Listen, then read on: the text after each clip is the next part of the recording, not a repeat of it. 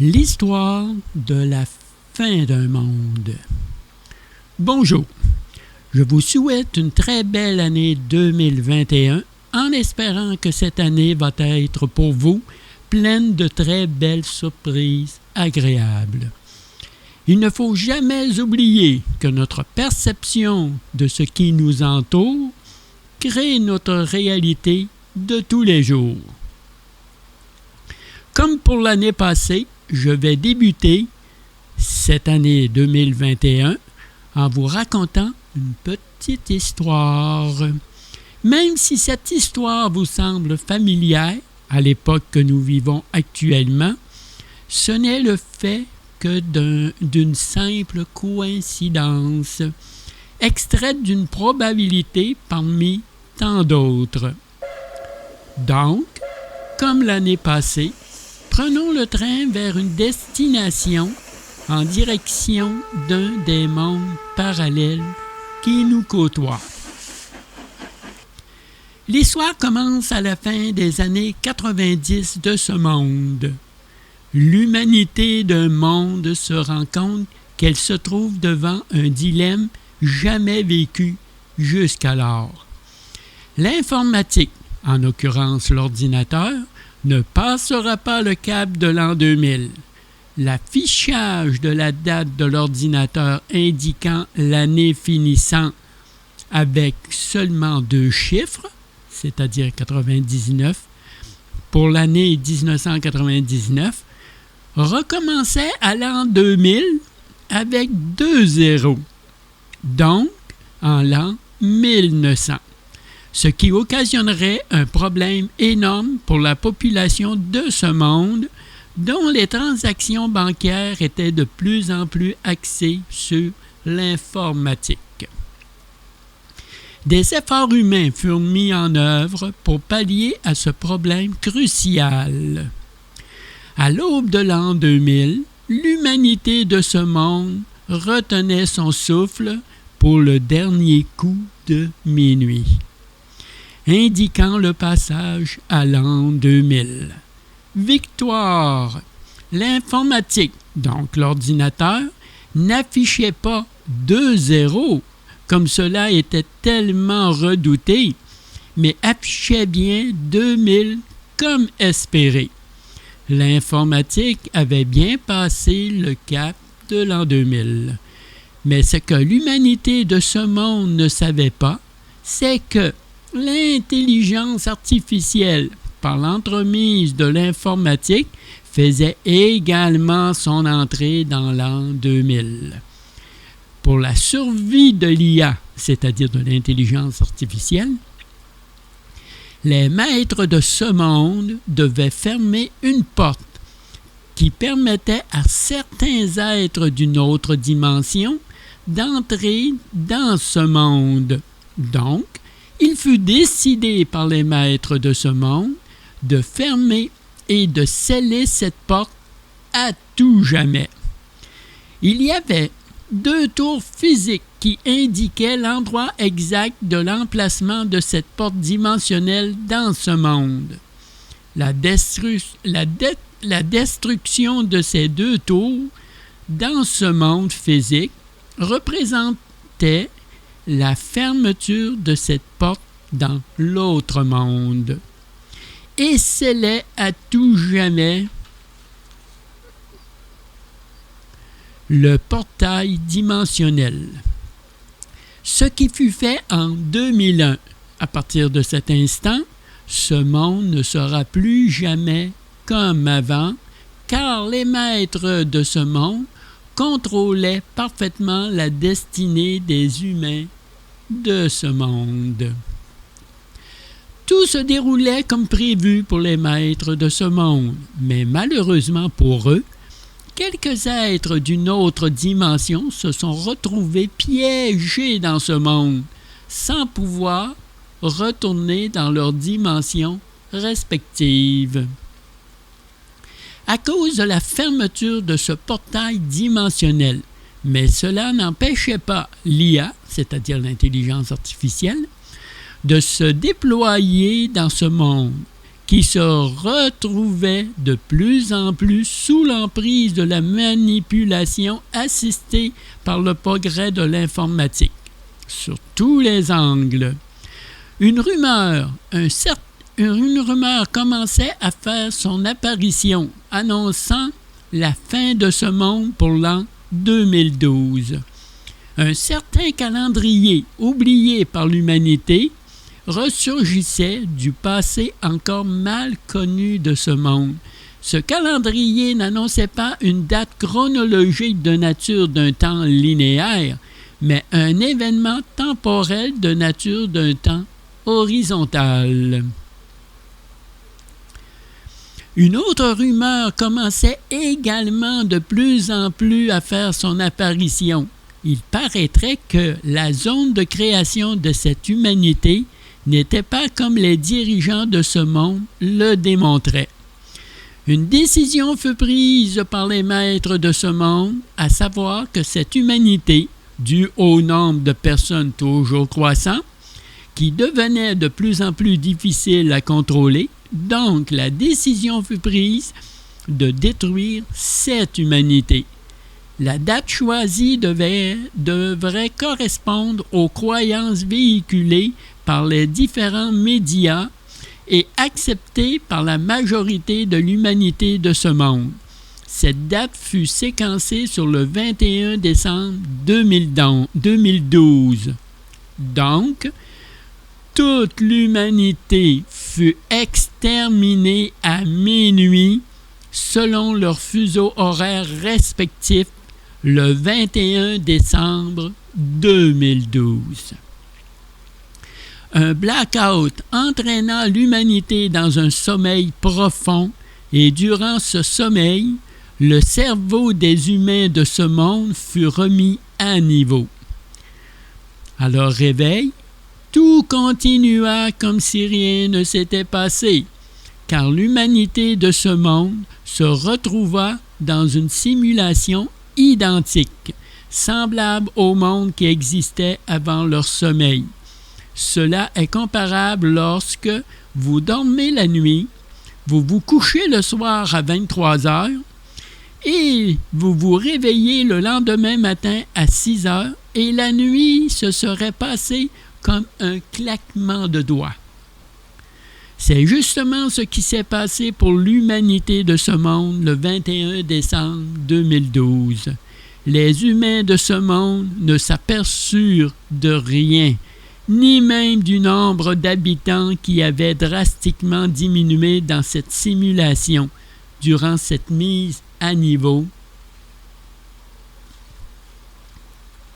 Cette mise à niveau neuronique. Toute l'humanité de ce monde se retrouva dans une matrice artificielle, car les humains de ce monde sont des unités carbone facilement programmables par leur maître.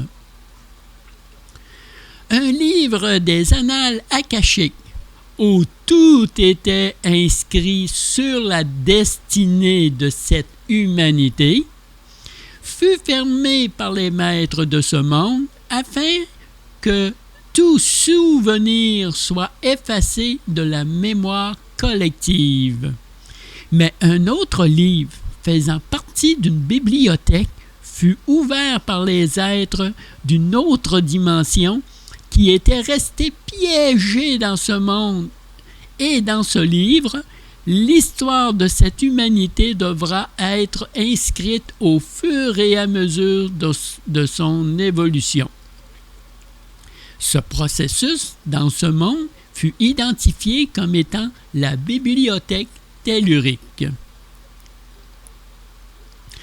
Ce qui entraîna un problème pour les maîtres de ce monde, car à l'ouverture de ce nouveau livre, comme des souvenirs d'un rêve qui revient à la surface, des souvenirs de l'ancien monde ne collaient pas très bien avec la nouvelle matrice artificielle. Cette anomalie fut identifiée en premier par le souvenir d'un personnage de l'ancien monde dont l'apparence différait de ce monde, et cette singularité fut nommée l'effet Mandela. En contrepartie, dû à l'écriture du nouveau livre qui rééquilibrait l'énergie, l'humanité de ce monde pouvait décider de créer son propre avenir, comme bon lui semble. Mais, malheureusement, ce fait était inconnu de cette humanité et considérait ce phénomène comme un bug de la matrice artificielle. On attribua alors à ce phénomène un nom d'un autre personnage connu de l'Ancien Monde. Ce fut l'effet Balzac. La simulation mise en place par les maîtres de ce monde commençait à avoir de plus en plus de ratés. La fausse représentation de la zone de création, la difficulté de faire croire au nombre réel de la population en comptabilisant seulement les naissances et en oubliant volontairement les décès, les médias conventionnels commençaient à avoir de moins en moins d'influence sur la population de cette humanité. Les sondages utilisés pour influencer et diriger émotivement la masse humaine commençaient eux aussi à perdre leur efficacité. Les dirigeants de ce monde, qui se basaient sur une population ignorante de son état, devraient être une population manipulable à souhait et qui serait très soumise par la même occasion. Cette soumission était le résultat de l'information faussement véhiculée par les maîtres les médias de masse, les médicaments, en incluant les vaccins, qui rendaient de plus en plus l'humain de ce monde très obéissant, sous l'emprise de leurs maîtres. L'ingénierie du climat fut mise à contribution pour faire croire à des causes naturelles du dérèglement climatique. Tout fut mis en œuvre pour servir de près ou de loin l'agenda de domination des maîtres de ce monde. Un système de communication planétaire mis en place avec l'aide de l'IA, c'est-à-dire de l'intelligence artificielle, pour le contrôle de l'humanité, se trouva lui aussi infiltré par des médias alternatifs. L'humain de ce monde se servit de cette technologie comme moyen de diffusion d'informations sur la réalité de leur monde.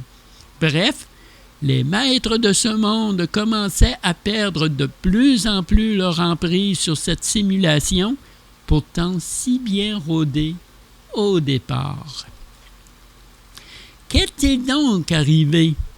Qui faisait office de grain de sable dans cet engrenage si bien rodé?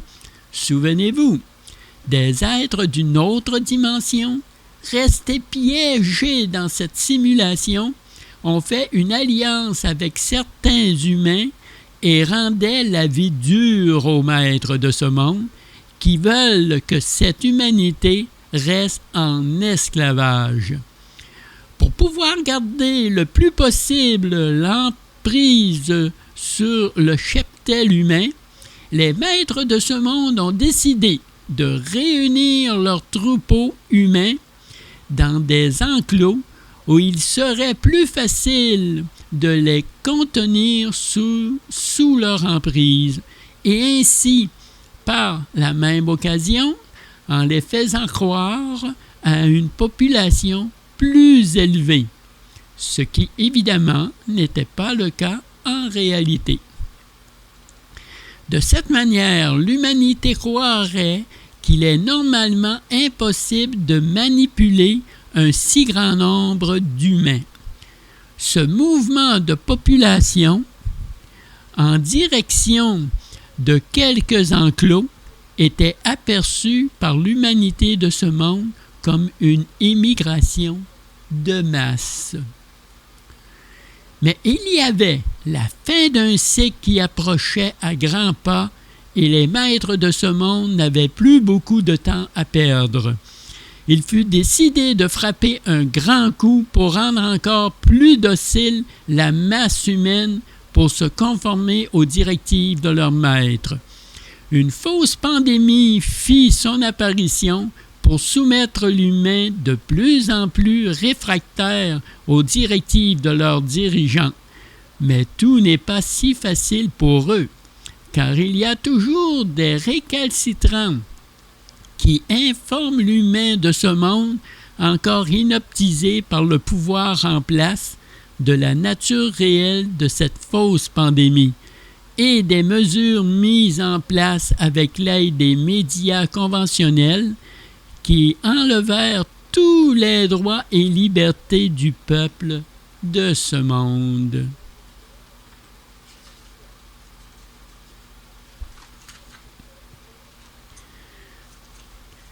Toutes ces mesures très contraignantes dites sanitaires ont eu comme effet le soulèvement du peuple de ce monde.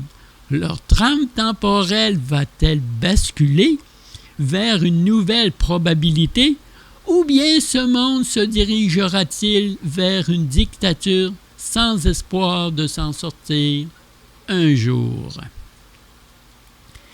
La régie planétaire de la 4e densité, dont les membres de la 3e densité qui font partie de l'alliance de ce monde, travaillent de concert pour la mise en place à l'élaboration d'une nouvelle ère, pour le début d'un nouveau cycle. Mais les maîtres de ce monde n'ont pas l'intention de capituler aussi facilement sans combattre pour leur survie.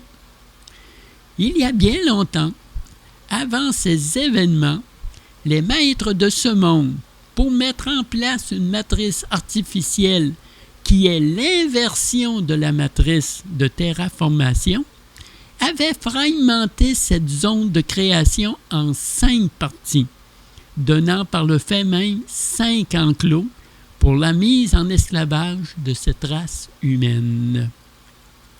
Mais voilà, de nouveaux joueurs font leur entrée maintenant dans le plan de ce monde.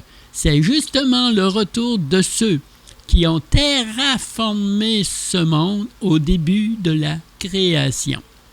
Les planificateurs primordiaux regardent attentivement cette terraformation et aussi la solution envisagée pour mettre fin à cet esclavage.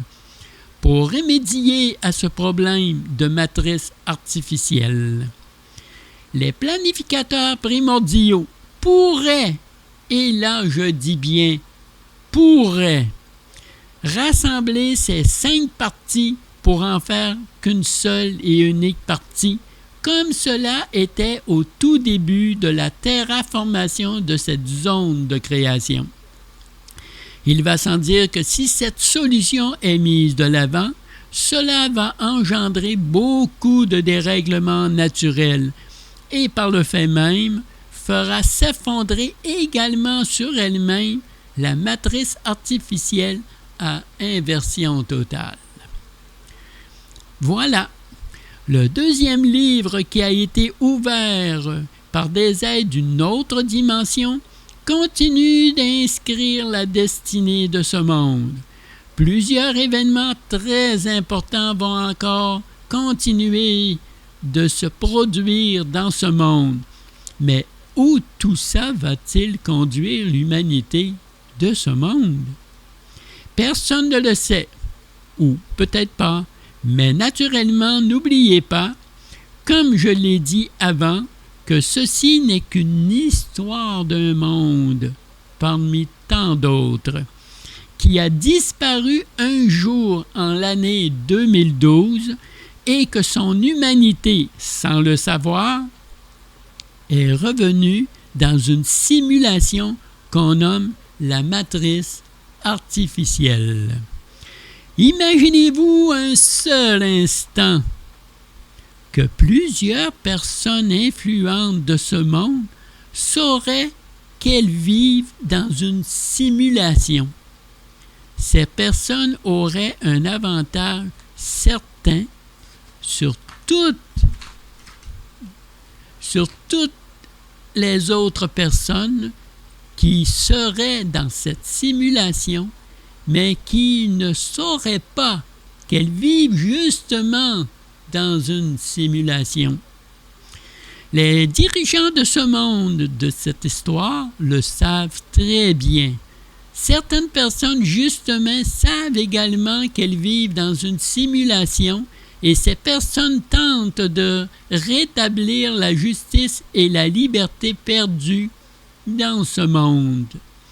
C'est à cette humanité maintenant d'écrire leur propre réalité dans leur zone de création.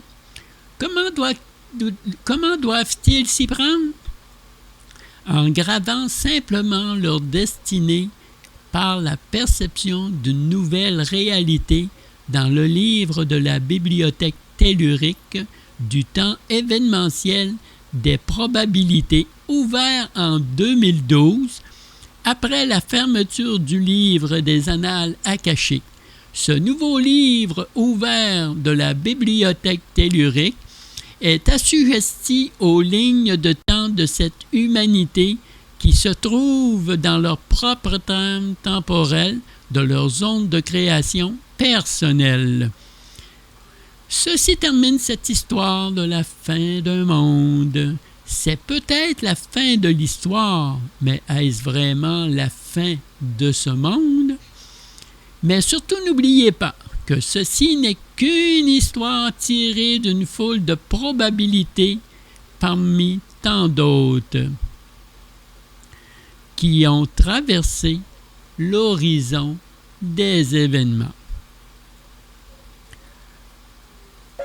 Reprenons le train pour revenir dans notre monde qui ressemble étrangement à cette histoire de la fin d'un monde.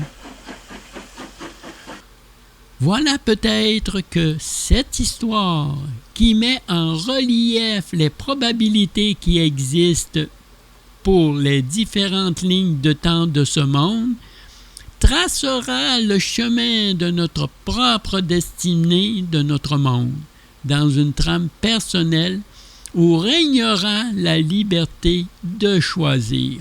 Car le futur n'est fait que de probabilités, et de toutes ces probabilités, celle qu'on choisira va déterminer notre nouvelle réalité. Je vous dis donc au mois prochain pour la suite et la fin de la lecture de mon grimoire. Dans cette dernière lecture, il sera surtout question du 6e continent. Mais en attendant le mois prochain, il ne faut pas oublier que bien des choses vont probablement changer dans notre propre monde. Nous sommes à la fin d'un cycle. Nos lignes de temps vont se repositionner en fonction de notre perception. Des événements très importants vont survenir dans le futur et les maîtres de notre monde vont tout faire pour conserver leur pouvoir. L'année 2021 va rassembler peut-être à la suite de cette histoire, mais ce ne sera pas la fin d'un monde, mais plutôt le début d'un nouveau monde, où régnera, du moins je l'espère, l'unité et l'harmonie entre les peuples de notre zone de création planétaire.